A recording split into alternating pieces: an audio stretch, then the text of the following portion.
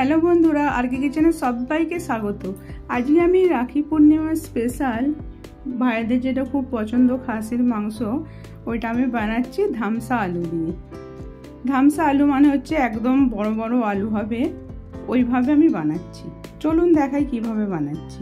এখানে আমি 500 গ্রাম খাসির মাংস নিয়েছি। তারপরে আমি ওইটা ভালো করে ধুয়ে নিয়েছি। নেওয়ার পরে 2 চামচ টক দই, আদা রসুন আর কাঁচা লঙ্কার পেস্ট দিয়ে একটু নুন দিয়ে দিলাম, হলুদ আধা চামচ, আড়াই চামচ গুঁড়ো লঙ্কা, সর্ষের তেল 1.5 চামচের মতন দিয়ে এটাকে ভালো করে ম্যারিনেট করে নিচ্ছি। এটা আমি 45 মিনিট রেখে দেবো।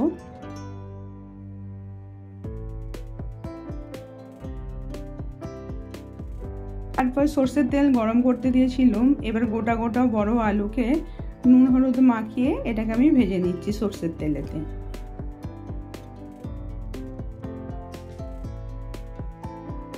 ভাজা হয়ে যাওয়ার পর আমি তুলে নিচ্ছি। এই তেলেতে আরও 75 গ্রাম তেল আমি দিয়ে দিলাম, সর্ষের তেল, 2টো তেজপাতা আর লং, এলাচ, দালচিনি আর ছোট কালো মরিচ দিয়ে দিলাম একটু।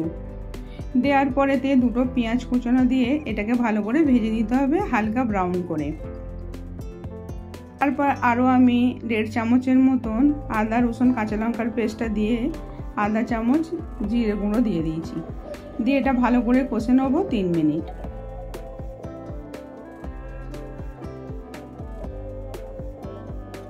দুটো টমেটো কুচো দিয়ে দিলাম, স্বাদ মতো নুন, হলুদ গুঁড়ো আধা চামচের একটু কম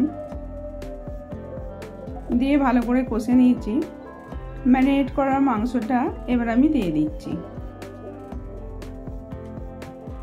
মাংসটা আমি প্রায় 15 মিনিটের মতন কষে নেব।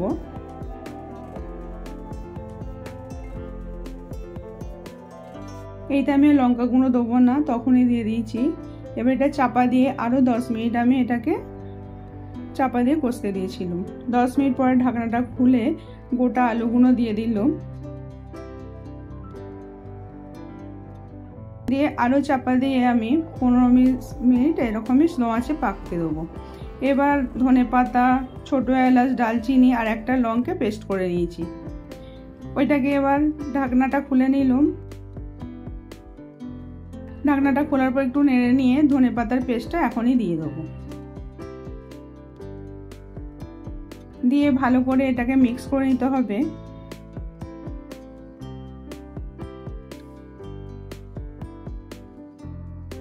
আরও আমি 10 মিনিটের মতন এটাকে ঢাকনা দিয়ে সেদ্ধ হতে দেবো।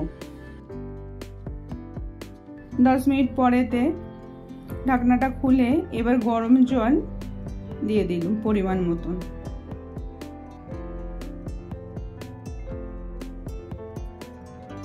আবার ঢাকনা দিয়ে আরও 20 মিনিট এটা স্লো আঁচে আমি করে নিচ্ছি। আমি এটা কুকারে দিইনি, এইভাবেই আমি বানিয়েছি এটা।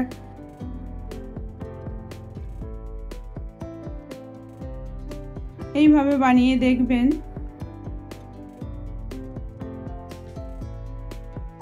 এবার আমি একটা বোলেতে ঢেলে নিলাম।